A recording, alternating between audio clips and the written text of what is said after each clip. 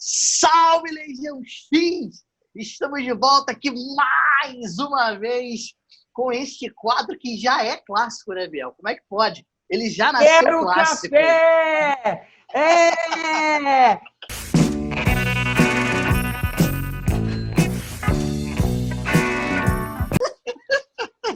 Exatamente, estamos aqui no nosso quadro História Econômica do Brasil. Hoje, nosso segundo vídeo, para você que está acompanhando o roteirinho dos vídeos desse nosso quadro, que conta um pouco do desenvolvimento econômico do Brasil ao longo de toda a sua história. E hoje a gente vai para o segundo capítulo dessa história, né, Biel?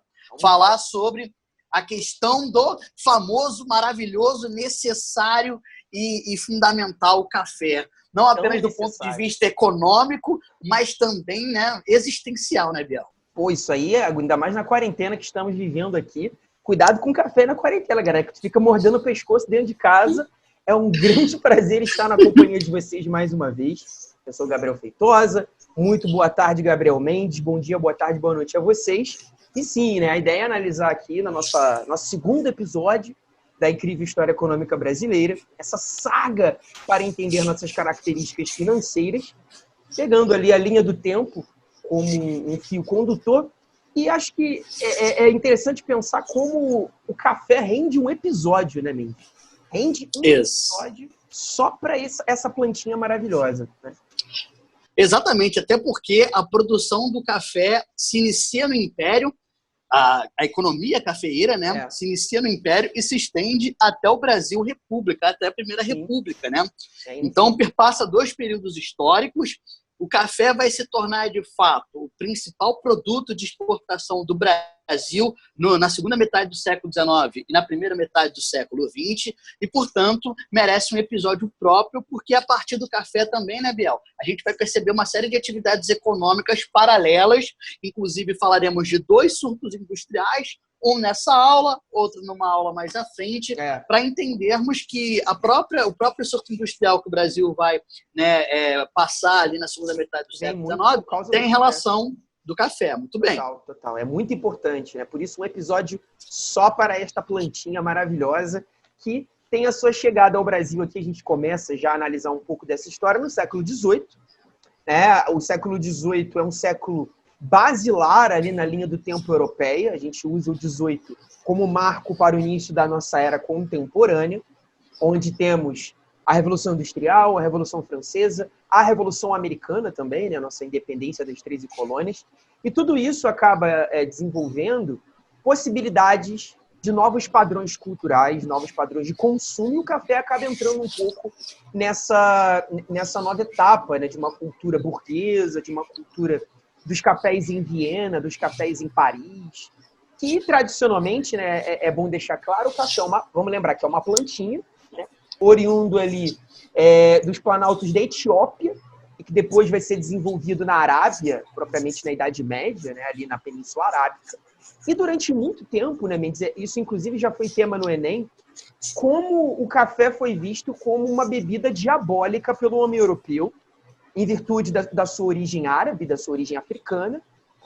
E o consumo do café moído passou ali a ser desenvolvido na Arábia, aí que eles vão moer, né, a plantinha para fazer bebida. Isso não era algo tão difundido numa Europa medieval, nem numa Europa moderna. Só passa a ser realmente um padrão cultural pós-1720, pós-1730, e aí essa burguesia francesa, propriamente, e um pouquinho da burguesia germânica também vai passar a atuar, tendo certa apego pelo exótico, né? Interessante como a burguesia ela vai entrar nessa onda de domesticar o exótico, entre muitas aspas. Então, flerta com uma tendência árabe, flerta com uma influência africana, e acaba, inclusive, até pegando muito para o imperialismo no século XIX, essa ideia do fardo do homem branco, de um destino manifesto. O café entra um pouco nisso. É aquela bebida exótica que vai sendo domesticada pelo francês e pelo germânico e logo chega na América com uma pressão econômica, né? Interessante pontuar que os primeiros registros históricos sobre plantio de café no Brasil são ainda do século XVI, no início da colonização, trazida por jesuítas, pelos noviços. Claro que o café é estimulante, então, obviamente, ajudava tanto nas orações quanto no trabalho dos jesuítas ali nas suas compilações de obras, nos manuscritos, e também, né, exatamente, nesse momento, a gente sabe muito bem o que é isso, né, lembro-me muito bem daquelas tardes pós-almoço na biblioteca da UF, né, maluco, depois de comer aquela bandejão cheio de bicarbonato que você se sentia, né, empanzinado, tinha que tomar o café para dar aquela acordada, mas de fato, e até como você colocou aí no slide para a galera acompanhar, é no século XVIII que a gente começa a observar as primeiras mudas de café sendo produzida numa escala maior, beleza? E o primeiro indício que a gente tem, você colocou muito bem, no Pará, um oficial português de nome Francisco de Palha Melo, que no ano de 1727, exatamente nesse contexto que você chamou a atenção, Biel, produz ali na região do Pará, na província do Pará, dadas as suas dimensões, inclusive territoriais para ir, por ali faz as primeiras experiências com café. E de lá o café passa, principalmente na região centro-sul do Brasil, a ganhar mais espaço e a partir daí a gente começa a observar uma produção do café ganhando espaço. E por que ganha espaço, Biel? É bom pontuar isso. Porque estamos falando do século XVIII e principalmente a partir da segunda metade do século XVIII, nós temos na Europa, e mais especificamente na Inglaterra, rolando a Revolução Industrial. Revolução Industrial, surgimento das fábricas, o operariado. O operário precisa do café para se manter acordado. Além do afrodisíaco entre a burguesia europeia, também se torna um estimulante necessário para manter os trabalhadores ingleses que trabalhavam durante longas horas nas suas atividades. Por mais, Biel, eu gostaria de chamar a atenção que o café no século XIX, que é o principal para nós aqui, não tenha ganhado tanto mercado na Inglaterra, porque os ingleses já tinham o costume de tomar chá.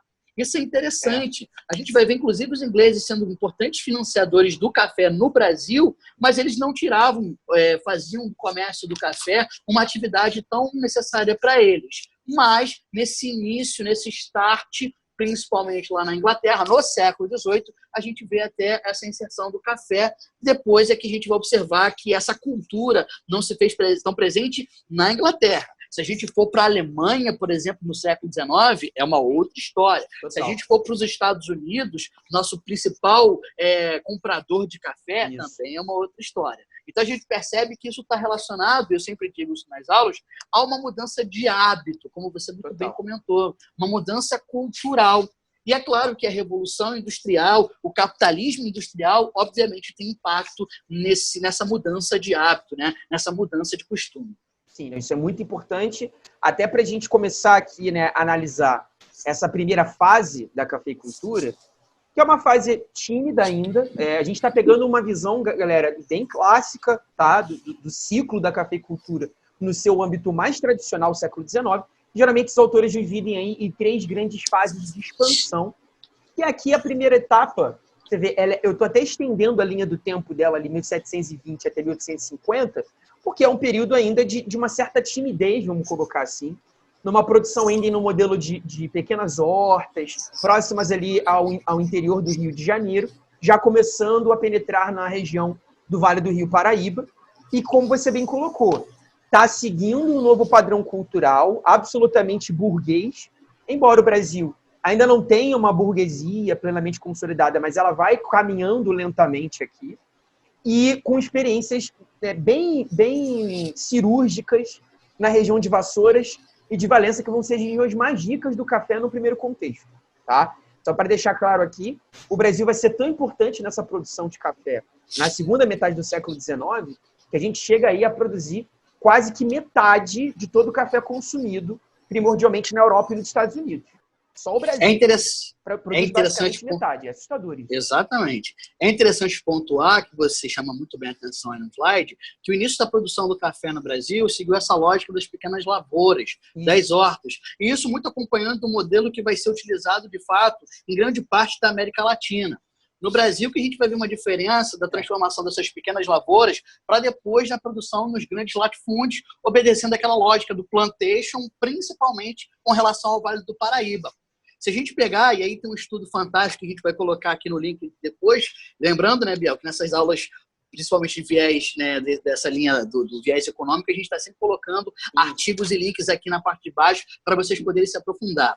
Existe um historiador chamado Rafael Marchesi, que ele faz, o Benevides, que ele faz um estudo bem interessante, um estudo comparativo sobre a questão da produção do café, a utilização da mão de obra escrava, e aí ele faz uma análise comparativa pegando Brasil, Cuba, Colômbia, onde você tem um tipo de produção que é diferente, mas obedecendo essa lógica ainda da importância da mão de obra escrava, principalmente nessa primeira fase. A gente vai perceber que, inclusive, um dos fatores que nos ajuda a explicar a posterior decadência dessa região da produção do Vale do Paraíba é exatamente o fato da concorrência de uma mão de obra assalariada livre que começa a entrar no Brasil um pouco mais à frente, exatamente a partir de 1850. Perfeito. Essa região aqui inicial, a gente pode caracterizar como uma região de elementos mais clássicos, do ponto de vista econômico, tanto que alguns vão chamar de região velha do café, porque não vai estar se adaptando, como o Mendes bem colocou, não vai se adaptar tanto ao longo do tempo aos novos padrões de mão de obra, as novas técnicas agrícolas. As técnicas aqui são bem tradicionais, bem rudimentares até, em vários pontos. Você tem um amplo sucesso pela proximidade que Vassouras, que Valença tem com o Porto do Rio de Janeiro, mas as estradas que conectam essas regiões com o Porto ainda são estradas organizadas por mulas. Ou seja, você nem tem ainda um sistema ferroviário plenamente consolidado, embora, claro, a gente vai ter ali uma tímida ferrovia no período de Mauá, e depois ali também, no iniciozinho da República Velha, né, onde você ainda tinha um modelo ferroviário ainda norteando a logística brasileira, mas isso não é plenamente consolidado aqui. Então, esse processo de escoamento ainda é feito igualzinho a gente usava no período colonial. Lombo de jegue, de mula, da maneira mais simples possível. Então, estamos a uma região muito clássica e muito tradicional aqui. Gostaria até de chamar a atenção para a gente entender como a característica da produção do café no Vale do Paraíba vai se diferenciar depois da produção no Oeste Paulista. Bastante. Bom, primeiro, algumas características que mostram como essa produção a gente pode, eu até defino como rudimentar, muito mais rudimentar do que vai ser aquela que vai ser organizada no Oeste Paulista. O Boris Fausto até fala no livro História do Brasil que para se abrir a produção, né, se iniciar a produção do café no Vale do Paraíba, era necessário enxada e foice. Eram os dois principais equipamentos utilizados na produção do café no Vale do Paraíba. Ou seja, atividade plenamente esse tipo de atividade plenamente colonial e facilmente utilizada pelos escravos, porque exigia, né, baixa técnica para você poder iniciar a produção ali. Para você começar a produção do café no Vale do Paraíba e a produção do café de forma geral, o tempo de produção, o tempo entre o plantio e a colheita é de mais ou menos 4 anos. E aí a gente tem, no meio na entre-safra da produção do café, na região do Vale do Paraíba, outras produções que basicamente eram para atender a própria fazenda, como, por exemplo, mandioca, milho, feijão, e também a produção de algumas árvores que serviam como sombra para permitir o franco crescimento desse café, utilizando a mão de obra escrava e, como você muito bem mencionou, estradas extremamente rudimentares, muitos do período colonial, e que eram feitos principalmente no lombo de burros, que levavam até o Porto do Rio de Janeiro, naquele momento o principal porto de escoamento. E é interessante, o Boris Fausto até chama a atenção para um intermediador muito importante nessa relação entre o cafeicultor e o exportador, que estava no Porto do Rio de Janeiro, Biel, que é o comissário. Ele chama muita atenção para esse cara que é o comissário, que é justamente o cara que faz esse intermédio entre o cafeicultor e o exportador, que vai levar o café para fora. E é interessante porque na volta da viagem desses burros que levavam as sacas de café, muitas das vezes eram trazidos alimentos, como, por exemplo, o bacalhau, que vinha, né, da Europa, eram trazidos produtos de luxo que eram utilizados e vão ser utilizados por essa elite, né, do Vale do Paraíba. Chama atenção até para um outro fator, né, Biel? A gente vai falar daqui a pouco sobre os chamados barões do café, como ficaram conhecidos essa elite do Vale do Paraíba, E se a gente for buscar uma raiz social dessa elite que vive na região do Vale do Paraíba, a grande maioria deles não é daqueles ricos, daquela elite colonial rica que existia anteriormente. E até o Boris Fausto chama atenção também para isso, como a disputa ali de terras, principalmente no início do século XIX, na região do Vale do Paraíba, era feita na base da porrada mesmo. Assim. O cara lutava para ter acesso à terra, a questão da escritura das terras era algo muito difícil, que geravam várias fraudes. Então a parada gerava morte mesmo, era bagulho de bang real. Então esses caras forjaram ali a sua elitização por meio da violência, por meio de se apropriar dessa estrutura. Exatamente, dessa estrutura colonial do sistema de plantation, monocultura, escravidão, latifúndio, e a partir daí essa elite foi se formando, criando essa galera que a gente chama aí dos barões do café, né, Biel? Então você vê, enquanto a Europa, me referindo aqui à Inglaterra, à França, né, entrando também ali nos Países Baixos, estão vivendo a sua primeira revolução industrial aqui, o Brasil está, na verdade, insistindo num modelo arcaico de agricultura, que se desenvolvia plenamente no século XVI e que continua no início do século XIX. E não à toa, né? Quando a gente está mostrando aqui que na entre-safra é que a fazenda vai produzir ali itens variados, mas esses itens são consumidos pela própria fazenda, isso significa dizer que o Vale do Paraíba era uma região produtora de alimento e agora será uma região consumidora de alimento. Deixa de desenvolver a produção alimentícia para o entorno e agora vai produzir alimento só para si. Logo vai depender, exatamente como o Mendes colocou, dessas mulas trazerem de volta algum tipo de alimentação para sustentar essa população do vale. Por isso que eu estou mostrando aqui. Você desestrutura a produção de alimento porque a lavoura, a cafeicultura, ela toma tudo. Ou pelo menos ela tem que tomar grande parte da zona agrícola. E não sobra muito espaço para plantar comida, para vender comida. Então você acaba tendo que importar alimentos. Isso então mostra uma pressão dessa economia cafeeira impondo uma monocultura às fazendas. Essa diversidade de grãos, essa diversidade de técnicas não é uma característica desse contexto.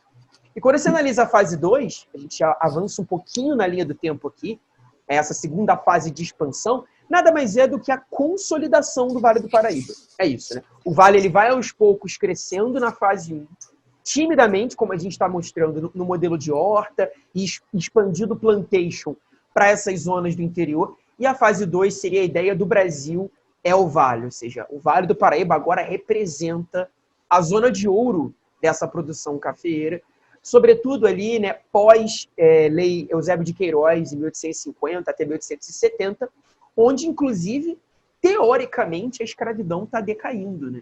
Mas muito na teoria.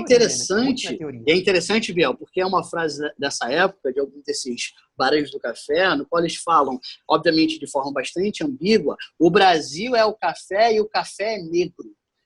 Então, essa ideia de que a utilização como se fosse uma forma de legitimar a mão de obra escrava como sendo fundamental para que o café se desenvolvesse com atividade econômica importante no Brasil, né? E são esses caras que vão se agarrar, principalmente do Vale do Paraíba, que vão se agarrar à escravidão até o fim.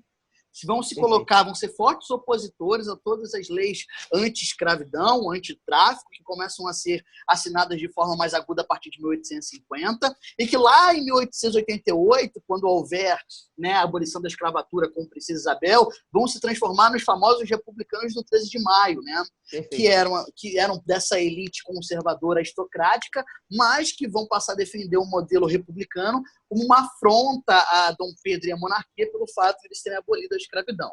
Beleza? Então a gente percebe que essa elite representa o que há de mais conservador na sociedade imperial, né, do século XIX no Brasil, exatamente nesse momento e nessa região. Total. Não à toa, né, nosso grande Gessé aí tem a elite do atraso como sua grande obra. Né? Isso representa, de fato, um processo de capitalismo brasileiro, capitalismo ainda baseado em alicerces arcaicos, um capitalismo num conceito bem tradicional, ainda de característica dependente, um capitalismo muito dependente ainda das diretrizes econômicas europeias, e que só vai se construir, ou pelo menos se tenta construir autônomo, no contexto de Guerra Fria. E mesmo assim, é uma autonomia muito rala, né, desse capitalismo brasileiro nos anos 40, 50, ali até 64, 65.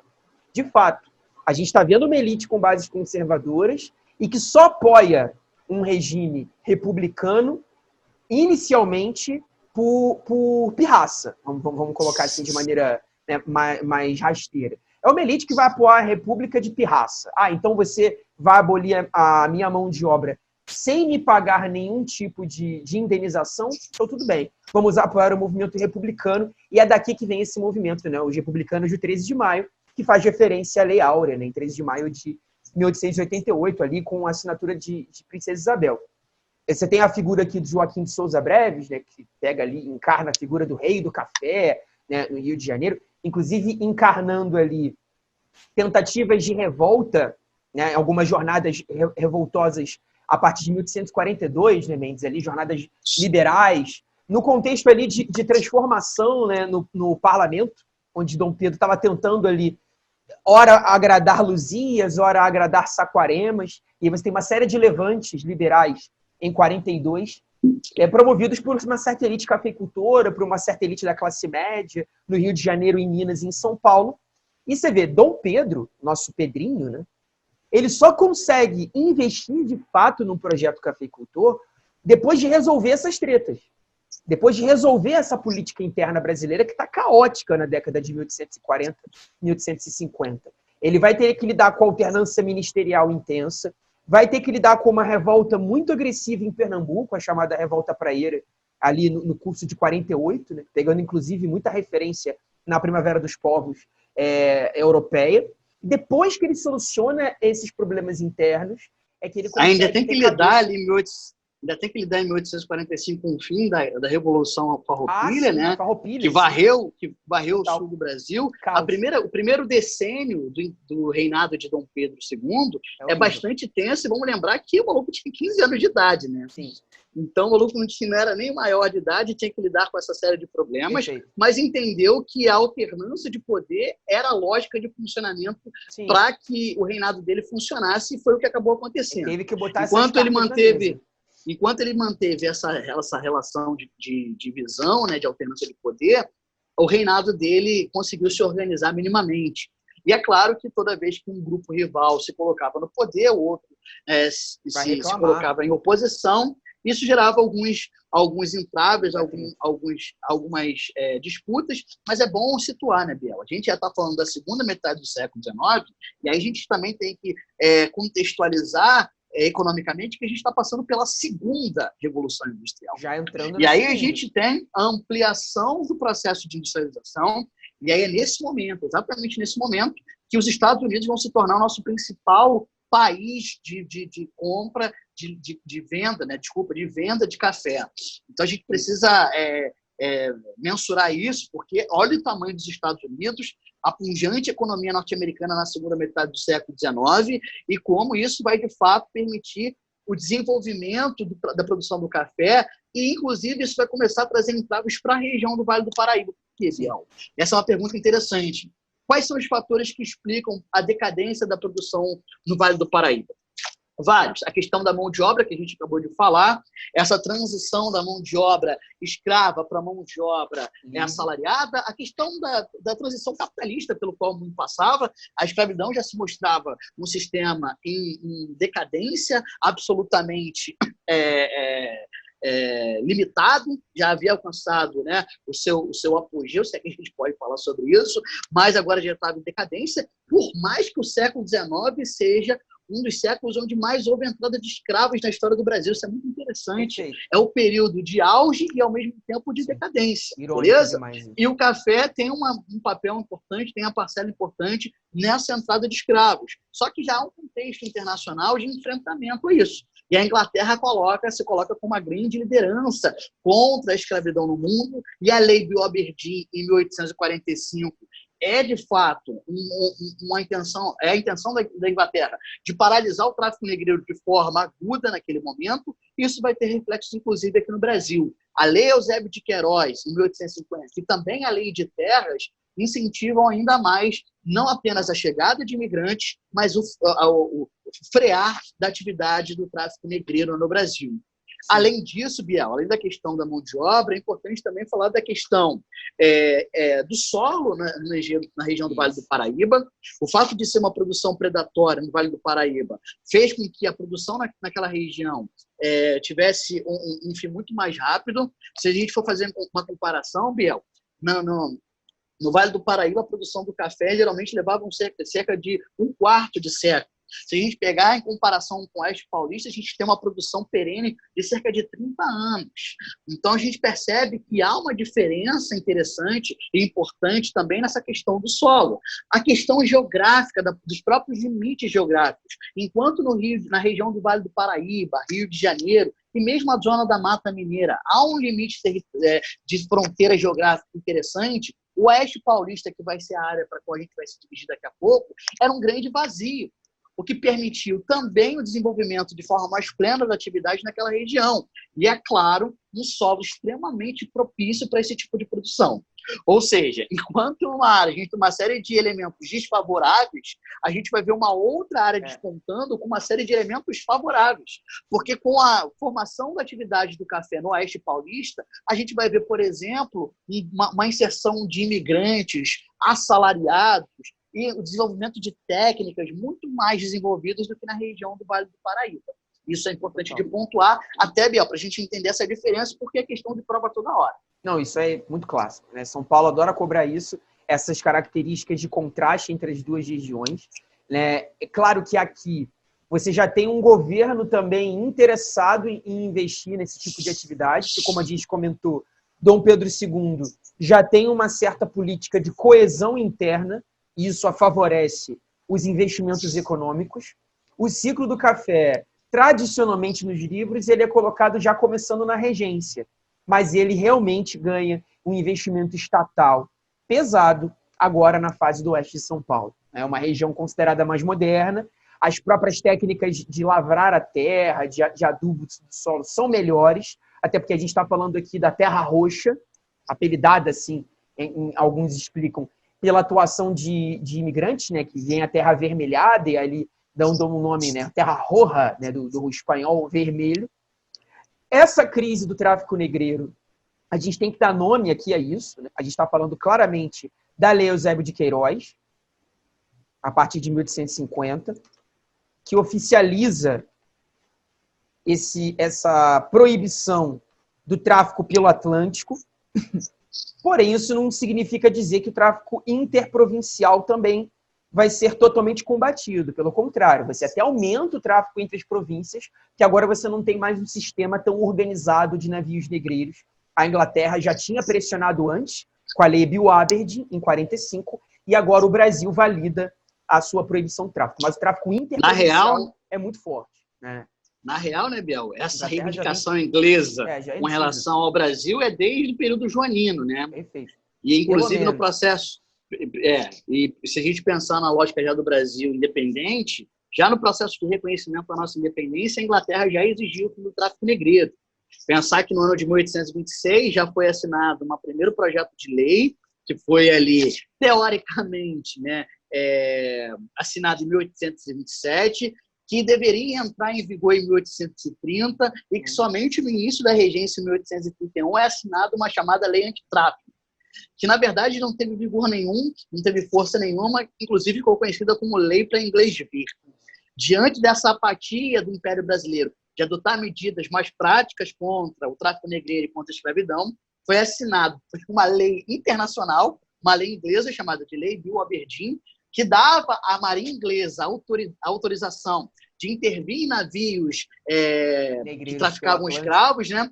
Inclusive, esses navios eram apontados como navios de pirataria, e os traficantes negreiros seriam julgados pelos tribunais ingleses, que obviamente não tinham leis severas com relação ao tráfico negreiro. É diante dessa pressão externa que Eusébio de Queiroz, né, o ministro da Justiça na época, assina uma lei proibindo o tráfico. Exatamente. Só que isso, como você muito bem pontuou, não significa o fim do tráfico, pelo menos não do tráfico interprovincial, e muito menos da escravidão.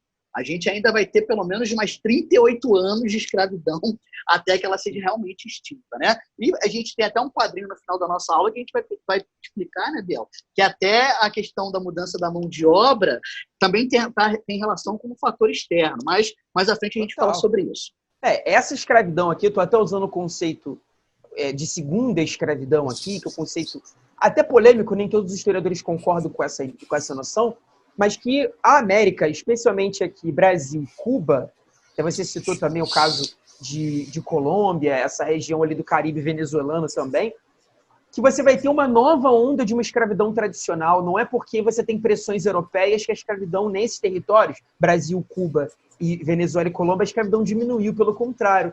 Você tem um novo ciclo de exploração dessa mão de obra escravizada africana, que vai perdurar até ali as leis abolicionistas, no caso da Lei Áurea de 88.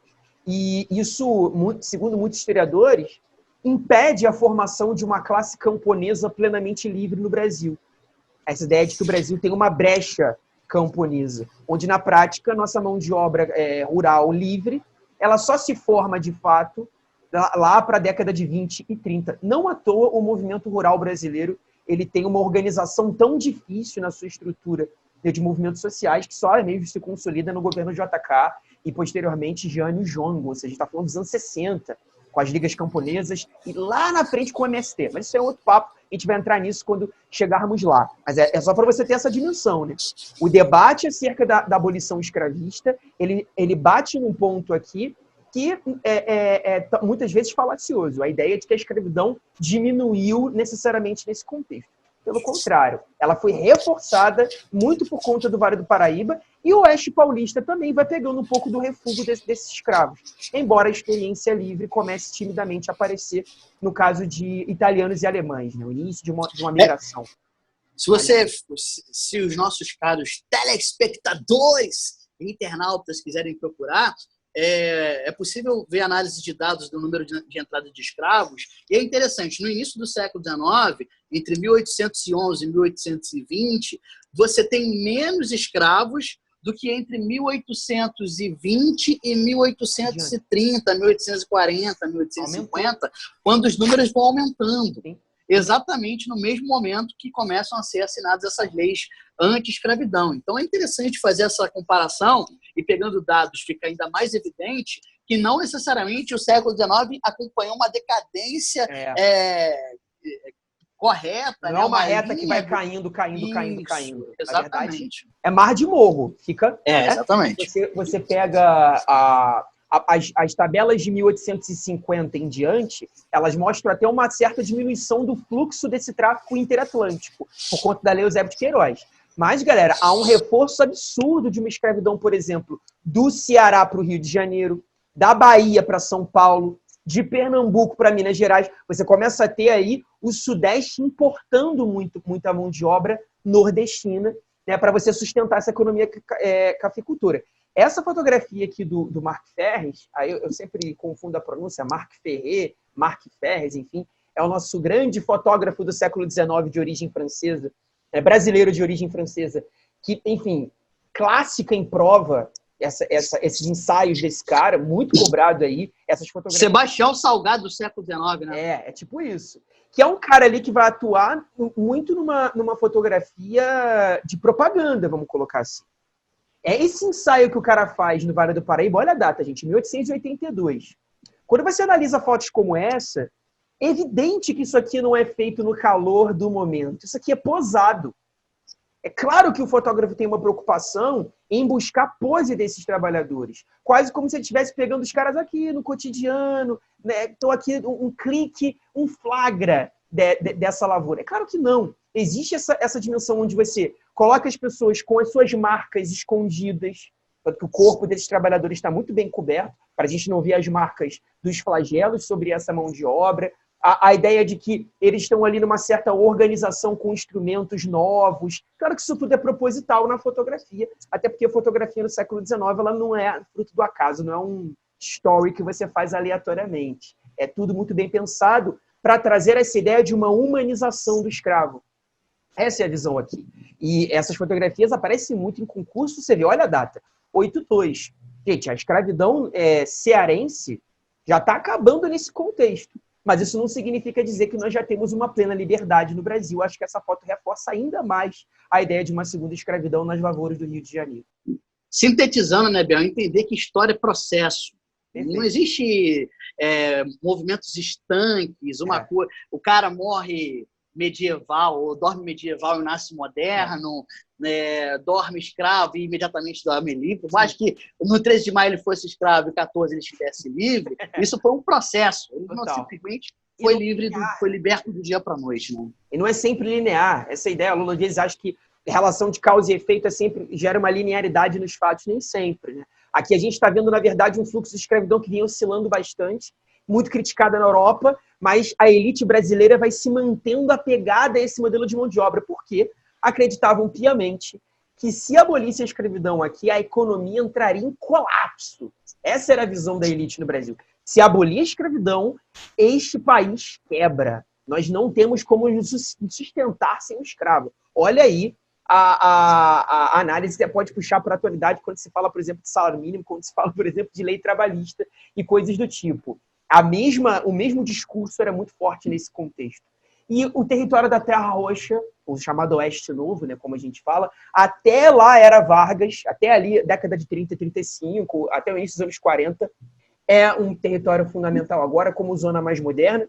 O Mendes puxou aqui a ideia da lei de terras e fica essa é uma análise legal, né, pensar na lei de terras como uma tentativa de modernização da estrutura agrária brasileira, a ideia de uma propriedade privada, ou seja, agora você pode comprar terra por meio de leilões, por meio ali da atividade burguesa, porém, isso, na verdade, só perpetua ainda mais uma estrutura agrária que concentra terra na mão de quem tem sobrenome, na mão de quem tem sangue azul, na mão de quem tem poderes prévios. Né?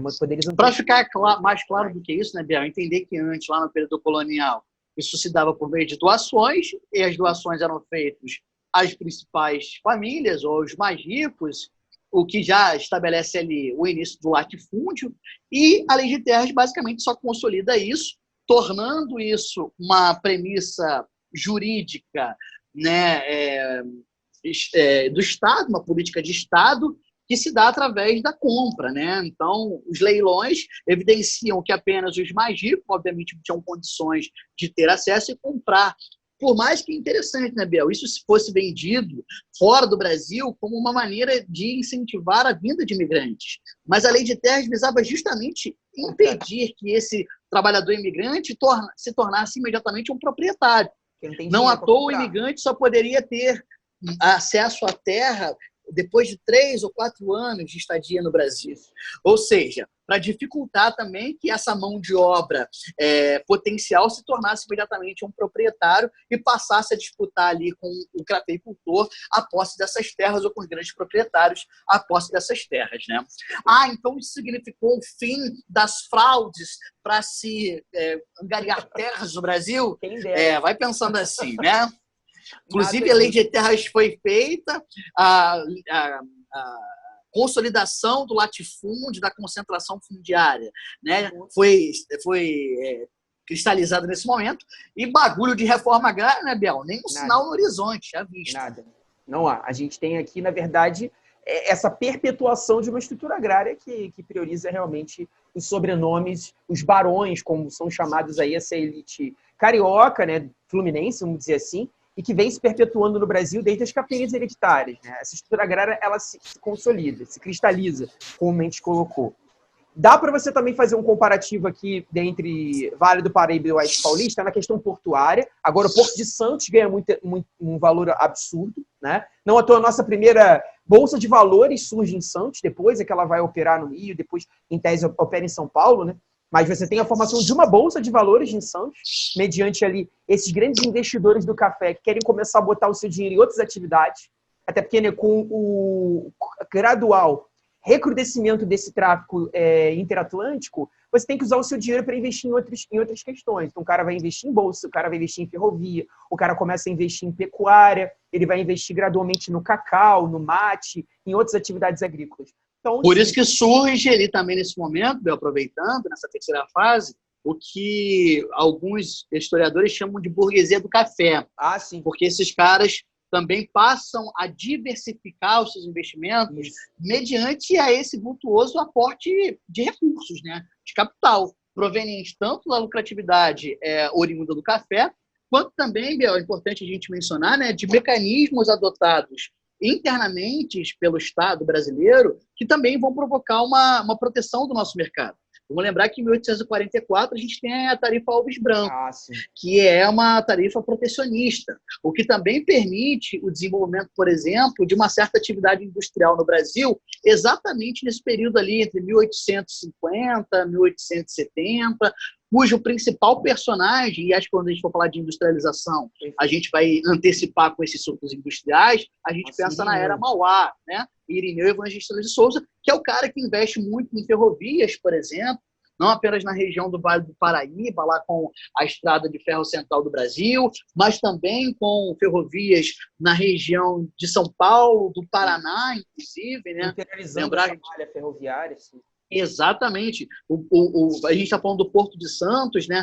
Falar da principal ferrovia nesse momento, que é a Jundiaí Santos, inclusive essa ferrovia que era ali controlada, concedida pela São Paulo Railways, que era uma concessionária, né, inglesa, e que depois deveria fazer, e acabou não fazendo por questões logísticas, uma ampliação dessa ferrovia de Jundiaí até Rio Claro, coisa que acabou não acontecendo. Então, a gente percebe que, eu até comento isso nas aulas, não sei se você também, mas acredito que sim, Biel, que o momento de expansão ferroviária no Brasil se deu exatamente no mesmo momento da expansão ferroviária nos Estados Unidos. Mesma época. A diferença é que nos Estados Unidos foi mantida essa expansão, e hoje todos os Estados Unidos é cortado por ferrovias. Lembro do saudoso Ricardo Libori comentando muito sobre isso, sobre essa falta de investimento que o Brasil, né, fez ao longo da sua história. Os cinturões dos belts. Exatamente, de ferrovias no Brasil, enquanto os Estados Unidos manteve esse investimento.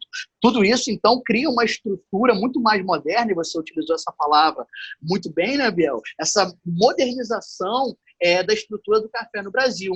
E a gente vê, inclusive, isso não apenas na questão do escoamento, mas também na própria produção do café. A gente vai ter, diferente do Vale do Paraíba, com a utilização da foice e da enxada, a gente vai ter a utilização do arado na região do Oeste Paulista. A gente vai ter a utilização do despolvador, que também contribuía para facilitar, né, a produção do café. Os próprios imigrantes europeus que tinham conhecimentos mais técnicos na produção agrícola, tudo isso permite e motiva e desenvolve a atividade do café de forma mais plena nessa região do Oeste Paulista, pegando o norte do Paraná. Tem que falar também muito da zona da Mata Mineira, que muitas das vezes é colocada em segundo plano, mas a região de Juiz de Fora, por exemplo, todas essas áreas tiveram uma produção muito importante. Só que é nesse momento que a gente começa a observar, né? E alguns historiadores até não gostam muito de falar dessa comparação da elite do Oeste Paulista com a elite do Vale do Paraíba, mas essa comparação pode ser vista. A gente vai ver uma elite paulista que começa, inclusive, principalmente a partir da década de 1870, defender, né, pensamentos até mais progressistas do que aquele dos Barões do Café, beleza? Só a gente pensar que o primeiro partido republicano do Brasil nasce em São Paulo. O Manifesto Republicano foi feito lá. É ali que a gente começa a ver uma elite com um pensamento mais antenada na perspectiva liberal, mais antenada à perspectiva do capitalismo liberal de fato, né? Por mais que esses caras não fossem defensores de uma industrialização no Brasil, isso é importante de frisar, mas eram defensores de uma modernização econômica, sim. Claro, sempre pautada na produção cafeeira. Beleza? Isso é muito importante. Destaquei ali Itu, né? Que você falou de PRP, do Partido Republicano, a famosa Convenção de Itu aí, que vai fundamentando as bases do nosso republicanismo na década de 1870. Exatamente como a gente colocou. É uma elite, no seu aspecto político, pelo menos, né, que se projeta politicamente de forma mais moderna, defendendo um projeto liberal para o Brasil, por mais que seja um liberalismo a lá tupiniquim, um liberalismo tropical, digamos assim, o nosso liberalismo com um jeitinho brasileiro, mas é uma proposta de republicanismo liberal. E isso, aos poucos, vai ruindo as bases da nossa monarquia. Então, falar de café é falar da ascensão de Dom Pedro II, mas é também falar da sua queda, da sua crise e das bases da nossa república, chamada República Velha, né, que se fundamenta primeiro com militares e depois com os próprios cafeicultores. Então, dá para a gente fazer essa análise que começa a falar de política, que é a base do nosso programa aqui, da nossa série, mas que puxa política, que puxa cultura, que puxa sociedade. Um maravilhoso materialismo histórico, nos servindo como base metodológica para a análise da realidade. Embora, claro, a gente possa analisar de várias outras formas, mas eu ainda gosto muito dessa forma de analisar e cai em prova, gente. Essa análise cai muito em prova. A gente não pode abandoná-la aqui, né? Essa tabela, só para a gente encerrar o assunto, né, ela faz exatamente essa base comparativa. Essa produção do Vale do Paraíba e no oeste de São Paulo, na década de 1850, você percebe as arrobas de café muito mais produzidas no Vale do que em São Paulo, né? Você está falando ali de 77% da produção nacional voltada para a região carioca, para a região fluminense. Entrando já na década da Lei Áurea, a gente já inverteu a lógica. A gente já está falando de 80% de uma produção no oeste paulista. E não à toa, é essa elite de São Paulo, essa elite cafeicultora de São Paulo, que vai puxar o barco pelo movimento republicano e ele será declarado no ano seguinte. A Lei Áurea declarada no 13 de maio de 88, a República declarada em 89. Então, no famoso movimento republicano, chame de declaração, proclamação, revolução, golpe, enfim, fica aí os monarquistas de plantão vão aparecer nos comentários. Foi o golpe republicano, viva a monarquia, enfim, apareçam, vocês são divertidos. Todo lunático é divertido, né? Apareçam aí. E na prática... Só há um problema quando ele dirige a república, aí é complicado ter um lunático. Aí é realmente deveras difícil. É isto. Eu acho que encerrei por aqui, e você, filho? Mas algo... É isso.